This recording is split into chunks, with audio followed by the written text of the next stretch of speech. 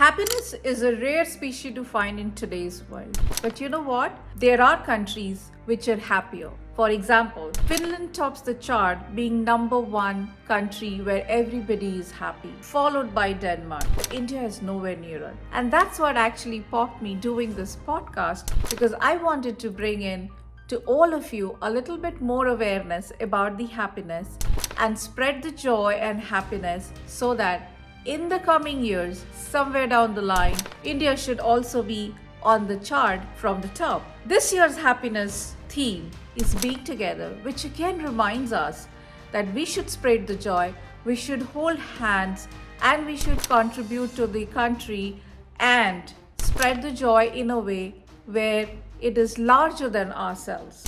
So, this year's podcast, I bring to you my dear friend and a colleague of mine whose name is Sharmila Kapoor and who is a corporate leader and also a happiness coach. So let's hear from her what has been her journey on the happiness. Hi, Sharmina. Thank you for joining my show today. It's an absolute pleasure and honor to have you in the show. International Happiness Day is around the corner, and I thought, who best apart from you to be in my show to talk about the happiness? So, tell me about yourself and what prompted you to do the happiness certification and happiness coaching that you do. Thank you. Hi, Duma. First, thank you for inviting me for your show. Thank you. And always a pleasure. What prompted me? Lots of things prompted me, but I think in this journey of whatever 30 years in the corporate life, and like I said, been part of NIT for 26 years. 26 years of NIT here. Yeah, it's been a very long journey. And I'm very happy. I love my job. It brings me my bread, butter, jam. But I felt something missing, something empty. And there's something that I do very well, I feel. I actually do a lot of things very well, I must say that. I love supporting, mentoring, helping colleagues through. Going out of the way to help your colleagues and the friends. Yeah, I do that usually. So I felt I want to do something to spread this to more people, not just my friends, in fact. And I think that prompted me in terms of, the happiness coaching. And of course, my Buddhist philosophy, which talks about happiness for self and others. Yeah, that was my primary. So, as a happiness coach, are there specific activities that do that helps in create more happiness in people? Are there specific around it? So, happiness is not one magic wand that you wave. It is something that, it's something you do for yourself. And so I can only share my experience and help others get inspired by that experience, and that is my thing. So there are four categories that I normally consider it. One is my friends and families, which is right on the top, which is right on the top. Then second is actually being kind and giving people things. The third is, of course, forgiveness, which is a big part of uh, happiness. And last but not the least, gratitude. I think gratitude is one thing that we have to inculcate in our lives to bring happiness to us. And how do you inculcate gratitude in somebody? Okay, so I think inculcating gratitude in people is very simple. One of the simplest things I do is be grateful that I've woken up today. Be grateful for everything that I have at every minute of my life. Say thank you all the time, all the time. And last but not the least, one thing I definitely do is, every day I write a thank you note for something that I have and I put it into a jar. Oh, it is what I call my gratitude jar. Oh, so okay. Anytime I'm feeling down, I open my gratitude jar and there are hundreds of notes in. So when you're very negative, when you just go back jar, you open that and you the some points. That has been happy you with that kind of negates your negative. Correct. And it makes me happy because obviously what I put in there is a happy memory, a happy, grateful memory, appreciative memory, something.